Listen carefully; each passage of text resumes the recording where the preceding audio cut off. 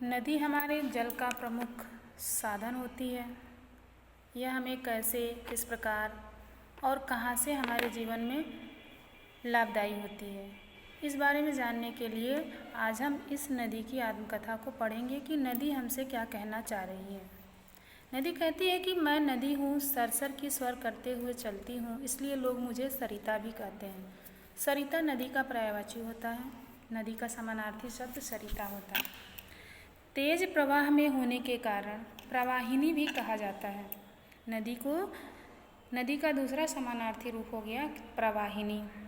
मेरे छोटे रूप को नहर कहते हैं। नदी जब अपने छोटे रूप में होती है तो नहर कही जाती है। जल मेरा जीवन है, मेरी पहचान है, मेरे दोनों किनारे मेरा ही अंग है, मेरी धड़कनें हैं उठती गिरती लहरें। मेरा काम धर्म सब है, निरंतर बहना जो सांसों की तरह सदैव चलता रहता है। जिस प्रकार हमारी सांसें चलती हैं उसी प्रकार नदियों का काम है निरंतर बहते रहना। पहाड़ों की बर्फीली कंदराओं पर सूर्य की तपिश से मेरा जन्म होता है। कंदराओं का अर्थ होता है गुफाएं। पहाड़ों पर बहुत सारी गुफाएं होती हैं, उन पर सूर्य की तपिश से मेरा जन्म होता है। पहाड़ों पर गुफाएं हैं और वहाँ पर जब बर्फ़ पिघलते हैं, सूर्य के तपने से जब बर्फ़ पिघलने लगते हैं तो वहाँ से नदियाँ निकलती हैं। संगीतमय ध्वनि के साथ जब नदियाँ आगे बढ़ती हैं तो उनके कलकल छलछल की ध्वनियाँ एक संगीत की तरह प्रतीत होती हैं। तेज़ी से कभी भी झरनों के रूप में खूबसूरत वादियों में गिरती हुई फिर उठती गिरती बहती रहती हैं।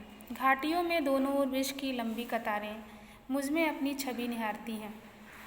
नदियाँ जब बहती हैं उनके अगल बगल जो भी पेड़ पौधे होते हैं उनका प्रतिबिंब नदियों के जल में दिखाई देता है। तो वही नदियाँ क्या कहती हैं कि मेरे जल में जो पेड़ पौधे हैं वो अपना प्रतिबिंब निहारते हैं, यानी अपनी छवि को देखते हैं। आकाश, सूर्य, चांद, सितारे सब मेरे साथ साथ चलते हैं। कभी चट्टानें मेरे रास्ते में आ जाती हैं तो मैं उनसे टकराकर अपना रुख बदल लेती हूँ। संसार के हर देश में स्थानीय लोगों द्वारा दिए नामों से मुझे पुकारा जाता है।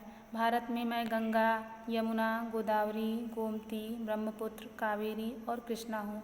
मैं हर किसी के लिए महत्व रखती हूँ, सबके काम आती हूँ। नदी कहती है कि मुझे भारत देश में विभिन्न नामों से पुकारा जाता है और मैं सबके जीवन में अलग अलग तरीके से महत्व रखती हूँ। बड़ी बड़ी सभ्यताओं और संस्कृतियों ने मेरे तट पर ही जन्म लिया। बड़े बड़े नगर उद्योगों को मेरे तट पर बसाया गया। बनारस, इलाहाबाद, हरिद्वार, अयोध्या, ये सब मेरे ही कारण तीर्थस्थल बन गए, जहाँ त्योहार के दिनों में लोग स्नान करने आते हैं। यहाँ पर मेला लगता है। मेरे ही पानी से कृषक खेत सींचते हैं, धरती हरी भरी हो जाती है। पीने का पानी भी मैं ही हूँ। उद्योग धंधों में भी मेरा ही प्रयोग होता है। बिजली मेरे ही पानी से बनता है। नौका और जहाज़ मुझ में ही चिरते आगे निकल जाते हैं। अब तो बच्चे रिवर राफ्टिंग भी करते हैं। रिवर राफ्टिंग का अर्थ होता है लकड़ी के लट्ठों से बनी हुई एक नौका, जिसको बच्चे आराम से खेलते खेलते पानी में तैराते हैं। मुझ में जाल डालकर मछुआरे मछलियाँ निकालते हैं। मेरे पानी में कई तरह की वनस्पतियाँ, मछलियाँ, मगरमच्छ आदि भी पलते हैं। विभिन्न प्रकार के जीव जंतु मेरे जल में पलते बढ़ते हैं। किंतु आजकल शहरों की सारी गंदगी हमारे अंदर डाल देने से ये जनमानस, ये जनजीवन मुझे क्या कर दिया, गंदा कर दिया है। अब सरकार सफाई अभियान चला रही है ताकि मैं निर्मल नदी के रूप में बन जाऊं।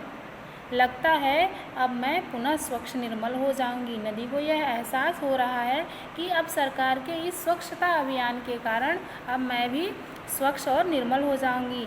मेरी जन समुदाय से विनती है कि मुझ में गंदगी कचरा न डालें, वरना मैं प्रदूषित हो जाऊंगी। नदी क्या कह रही है? नदी हमारे जन जीवन से, जन समुदाय के लोगों से ये प्रार्थना कर रही है, ये विनती कर रही है कि आप हमारे अंदर कचरा न डालें। अगर आप हमारे अंदर कचरा डालते हैं तो मैं क्या हो जाऊंगी? प्रदूषित हो जाऊंगी। यही नहीं, प्रदूषित होने के कारण मैं आप लोगों के लिए लाभकारी भी नहीं रह पाऊंगी। इसी आशा से मैं आप लोगों से अपनी बातों को यहीं समाप्त करती हूँ। आशा है कि आप मेरी बातों को समझे होंगे और हमारी निर्मलता और स्वच्छता के बारे में सोच करके आप कभी भी नदी के जल को गंदा नहीं करेंगे। तो बच्चों, इस पाठ से हमें क्या शिक्षा मिलती है? इस पाठ से हमें शिक्षा मिलती है कि हमें नदियों को कैसे और क्यों साफ़ सुथरा रखना चाहिए। आज की क्लास के लिए इतना ही। अगली क्लासेस में हम नए चैप्टर के साथ आएंगे। धन्यवाद।